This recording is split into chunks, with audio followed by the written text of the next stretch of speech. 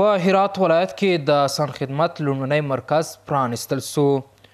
دا مرکز چې د برېښنایي تذکرو ویش، د زیږون کارتونو ویش او د نومونو او عمرونو اصلاح کولو په څیر خدمات به پکې پلي سي، د دې ولایت اوسیدونکو ته به اړینې اسانتیاوې برابرې کړي. بسم الله الرحمن الرحیم. آسان خدمت لکه څرنګه چې تاسې په جریان کې یاست، نن د خیر سره افتتاح سو.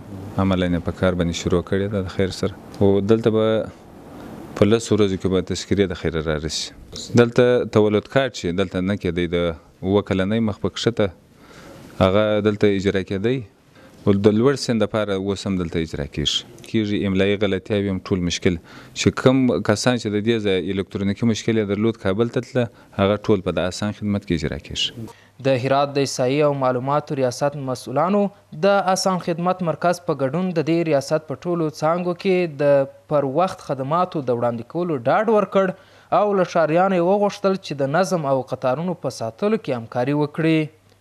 په ورته وخت کې د دې مرکز یو شمېر مراجعین د پر وخت چمتو شویو خدماتو څخه مننه کوي او ټینګار کوي چې په هرات کې به د زیږون کارتونو نوم او عمر سمون په برخه کې د دوی ستونزې حل سي.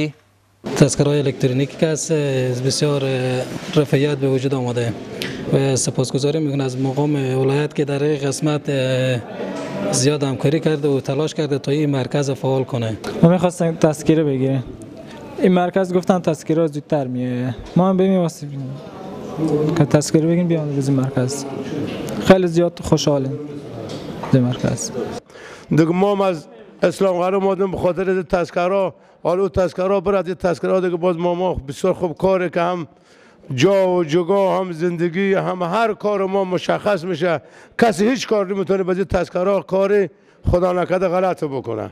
خو پخوا د برېښنایي تذکرو ویش، د زیږېدو کارتونو ویش او د نومونو او عمرونو اصلاح کول د هیواد په مرکز کې ترسره کېدل.